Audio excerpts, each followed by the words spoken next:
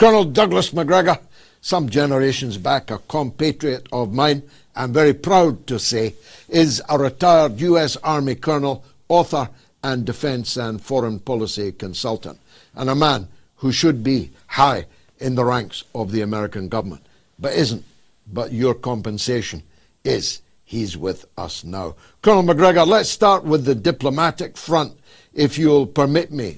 There are many wheels moving faster and faster now, and they're not involving the European Union, they're not involving Zelensky, not involving Starmer. Where are these wheels headed, do you think? Well, first, let me say that you're a tough act to follow, George. I listened to your opening remarks, and they were great. We have to keep in mind that what's happening is very, very straightforward. It's not readily apparent to everybody in the United States, or for that matter, I imagine, in Western Europe. But the truth is that Ukraine, its army, its state are disintegrating. That's not a secret, as you've pointed out. Unfortunately, there are still a lot of people here who don't get it. And that's in part because you have numerous retired 3-, 4-star generals showing up on television to tell everybody that things are just fine and with a little more money, Ukraine can win. Pretty soon it'll be impossible to conceal the disaster. But the failure of Ukraine and the Ukraine project, the proxy war against Russia, is also leading to something else that you talked about, and that's the disintegration of NATO. And with NATO, the European Union. And your point about the absence of any focus on either the EU or NATO at this point, any serious focus, reflects the reality. The President of the United States has no intention of attending the NATO summit meeting next week. I think it's next week, because he doesn't need to. There's nothing to talk about. And the people in NATO have actually marginalized themselves to the point where, frankly, whatever they think or whatever they try to do doesn't matter. NATO is a bluff. It's an empty bluff. And no one in their right mind, as you pointed out in your opening remarks, in Great Britain or France or Germany or anywhere else that I can think of, wants to suddenly join the sinking ship of Ukraine and march east to stop the Russians from advancing. There's no interest in that whatsoever. And Putin has turned out to have exercised patience and been very smart and restrained the use of force only to the point where he needs to employ it. And this is now becoming very, very clear. I think, finally, the Kushner-Witkoff visit was a reflection of the people that ultimately control and dominate Donald Trump. But they were trying to rescue something from the wreckage of Ukraine. They were trying to give President Trump an excuse to show up with President Putin and sign some document that would then confer some degree of gratitude and legitimacy on President Trump for having brought the war in Ukraine to an end. I guess this would have been his 19th war or 20th war, whatever he says. That's not going to happen. And that's not because Mr. Putin wasn't willing to cooperate. He'd be happy to throw a bone to Donald Trump and say, here you go, President Trump. But he can't do it because there's nothing left to throw. So the game is up. It's over. And everything that you described, the picture you painted, could not be more accurate. We're all going to stand around and sort of watch a lot of people go down the drain. And frankly, we really ought to celebrate, because the people you're talking about deserve to go down the drain quickly. It has been a catastrophic misjudgment, and I'm not an educated man like you. I left school at 16.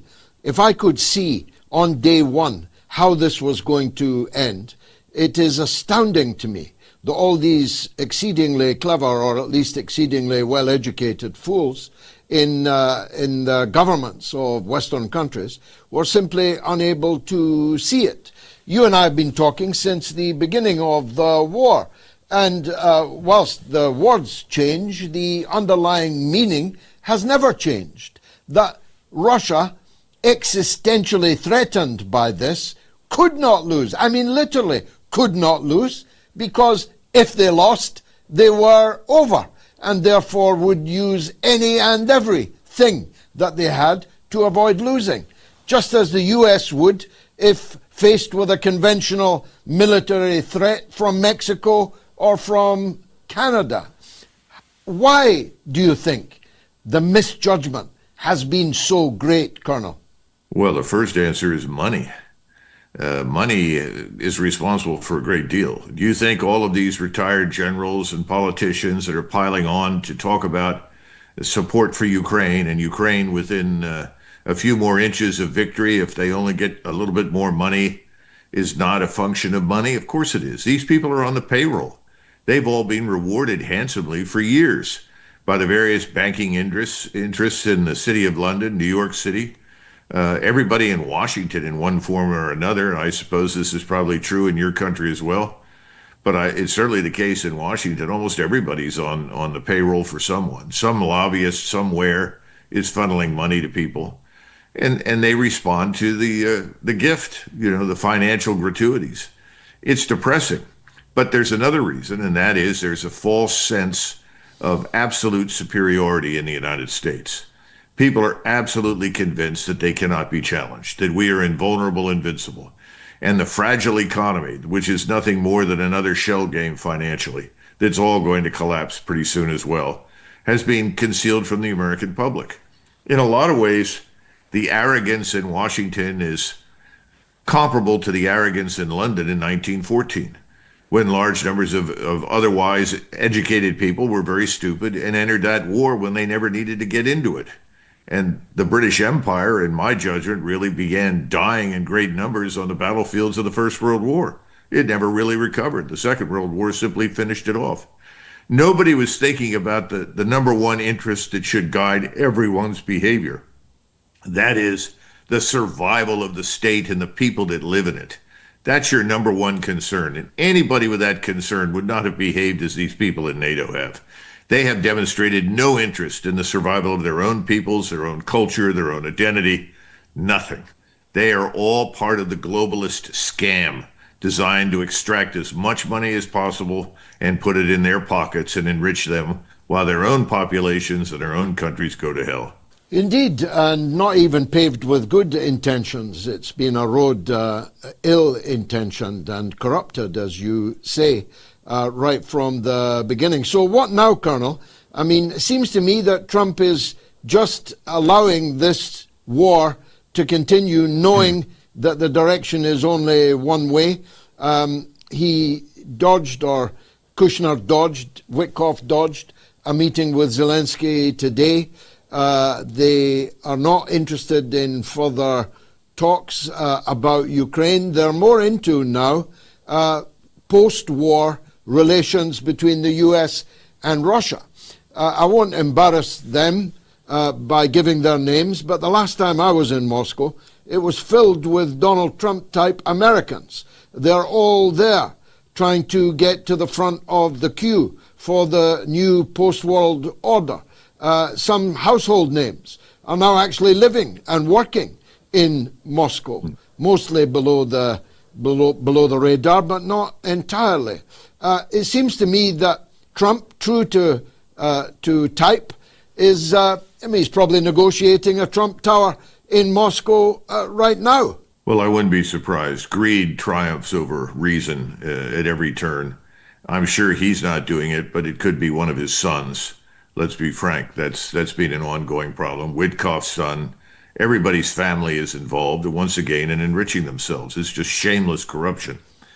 But there's something else happening, and that is there's an awareness that this thing called NATO and the EU are effectively irrelevant now. Now, that's a fault in large measure of Donald Trump. Donald Trump always had the power, as soon as he was elected, as the leader of NATO, to step in and sit down with the Europeans and say, look here, this can't go any further. This must end. None of us have an interest in going to war with Russia. We need to normalize relations with Russia. This man, Zelensky, needs to go. We need to put a new government in there. We need to end this war as soon as possible because, frankly, it's dangerous to us.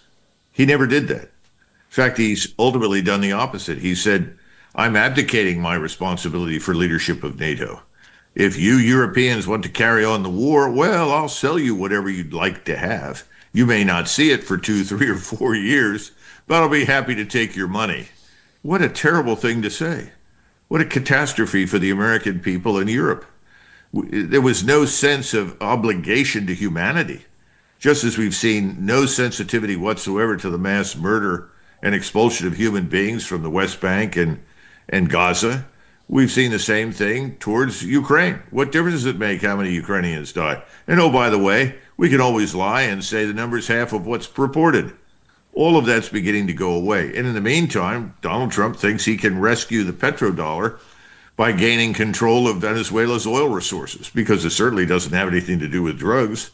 There aren't enough drugs to keep London high for a week coming out of that place. So I think Donald Trump has made serious mistakes. He's been revealed for what he is. It's tragic because a lot of us supported the man because he said the right things, but he hasn't done the right things.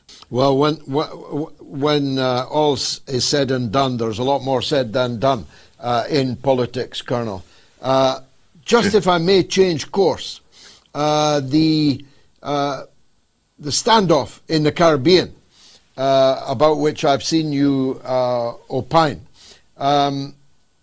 would I be way out of line in saying that the danger of American invasion is less now than it seemed a few days ago? I note that the Russians and the Chinese have restored their air services. Whatever Donald Trump says about no-fly zones and the rest, people are saying that some of the naval assets of the U.S. have returned to Puerto Rico and are no longer off the coast of Venezuela. I have been amongst those prominent in sounding the alert of an imminent American invasion. This evening, I'm not as sure it's going to happen as I feared a couple of days ago. What's your take? I sincerely hope you're correct. The problem is twofold. First of all, and I've done this before, I've compared it to the Normandy landings. You can't assemble a large force that you're prepared to throw at your opponent and let it sit for days, weeks, and months. At some point, you've either got to use it or not use it. Eisenhower was trapped into using it. He had no choice. They'd built this thing up over many months and weeks. Everyone was ready to go. The weather wasn't perfect. They knew it was going to turn bad, but you had to go. He went. I have been worried that that would happen to Donald Trump. Now, it is not impossible that someone other than his inner circle has sat down with him and pointed out some facts. First of all, Venezuela is huge. It's the size of France, Germany, and Austria combined. There are 30 million people living there. At least half or more of it is triple canopy jungle. Certainly the border, 1,380 miles with Brazil, is almost impenetrable. There are only a couple of places you can actually cross the border. Colombia, heavily mountainous, very difficult to cross through there, although there are more points. And now you risk the war turning into something that you never wanted, which is a Latino crusade against the evil white Yankees who've come once again into Latin America to exploit them. You know, what a disaster. We need that like we need an extra hole bored somewhere. So, you know, the bottom line is, I hope someone has gotten to him and pointed these things out, because even if you were able to go in quickly, even if you were able to identify all the air and missile defense sites, all the radars, hit all the airfields, let the Marines come in and take the major international airport that's right next to the coast, and then fly in 15,000 troops from the Army to be a stabilization force, you've still got to go to Caracas. Getting to Caracas, even though it seems to be close on the map, is no easy task. It's surrounded by mountains. You've got to go through tunnels to get into the place. And if you can't use the tunnels, well, you got to fly in, or I guess you could parachute people in. There are lots of crazy people in the United States Army that would welcome that and think that's great. But again, the opportunity for everything to go wrong is still there. We haven't even talked about putting in this Mrs. Machado. Could you actually do that? Will she survive the installation? We're assuming that you're going to get rid of Maduro easily. Well, the man never sleeps in the same place twice. You know, you don't know where he is at any given point in time. He's very well guarded. If you can't get rid of him quickly and easily, you're not going to be able to put anybody else in. And then, of course, there's the possibility that the Colombians and the Brazilians and people from across Latin America all decide to come in as guerrilla fighters to support the people in Venezuela. The whole thing, frankly, is insane. What should happen is that Donald Trump should say, you know, I've had an opportunity to talk once again with Mr. Maduro, and I now find him willing to reach an amicable solution. And so I am directing our forces to stand down.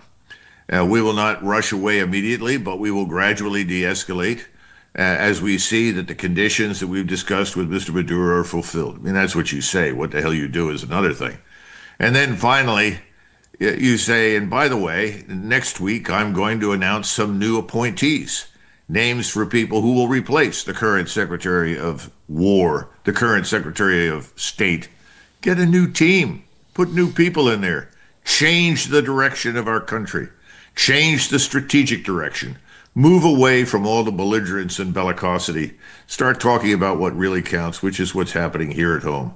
Just as you described the perilous economic conditions in Germany and France and Great Britain, they're bad here. We don't admit to it, we don't talk about it, but our position is quite fragile. Here is where he needs to function, and that's why ultimately he was elected. Finally, and as a very senior military man yourself, you must have been dismayed at how this former Fox News disc jockey turned Secretary of War threw an admiral under the bus or under the ship over the quite patently obvious war crimes that were committed with these fishing boats. The bombing of these boats in and of itself is a crime, but returning to the scene of the crime and executing people clinging to the hull is, it's the kind of thing that could get you executed in certain countries. And then to blame it on the military officer when you earlier claimed that you'd watched the whole thing and gave the order, kill them all, with presidential authority, it speaks so badly of the dysfunctionality in the Oval Office, doesn't it? I think you're understating the problem. I think it's worse than that. I think the fish always rots from the head. Let's keep that in mind. The people for whom I feel the greatest sympathy are the people that have to execute the orders at the lowest level. And contrary to what everybody believes, if you stand there as a young sergeant or a boatswain's mate or something else and you say, sir, that's an illegal order, you're likely to be told by the officers above you, this is an order executed. If you refuse to do that, you will be arrested. And the man starts to think, well, what kind of a trial am I going to get? How am I going to be treated? Contrary to popular belief, if you're brought up on charges under the Uniform Code of Military Justice in the military, good luck. You're going to have a hell of a fight to survive. And then you begin to worry about your family. I would not prosecute, as a result, the people at the lowest levels who have enormous pressure on themselves that are very vulnerable. But I would prosecute, and I'd start at the top. And the first question is, I don't know all the facts. So the Secretary of War should be suspended pending a full investigation. Number two, the Admiral, if in fact he unhesitatingly carried out the order, he should be suspended pending an investigation and possible court-martial. Go after the people at the top. They're the ones that gave the order, if it turns out to be the case. But clearly, the inspiration for the United States Armed Forces, contrary to popular belief, is not Genghis Khan. It's a very different set of values that we talk a great deal about. And finishing off two poor, pathetic human beings hanging on to wreckage in the Caribbean Ocean, regardless of what you say they may or may not have done. And after all, we've never captured anybody. We've never interrogated anybody. We've never proven anything to be true in a court of law, let alone in a standard federal investigation. So we don't know anything. Those two people could have been escaping from the country for other reasons, or they were carrying something else. The other thing is a lot of these boats are full of people. You don't pack a boat, a fast speedboat with lots of people, and then pile some drugs in there. Normally, you've got one or two people in the boat, and you've got the drugs in there. I mean, come on, we know this from experience. So we don't know, but what we need to find out is exactly what you described. If, in fact, the Secretary of War said, yes, kill them all, that's absolutely unacceptable to us as Americans. It violates the Uniform Code of Military Justice. He should resign. But first, we need to run an investigation, find out what's true. Wow. Big stuff. Thank you very much, as always, Colonel Douglas McGregor, an absolute sage. Well, it's good to see you, George. military It's really and- good to see you. It's really good to see you free and walking around as a free man for a change. So keep it up. Thank you so much, Colonel. God bless. I hope we get to meet sometime, somewhere. Probably not in London in the near future.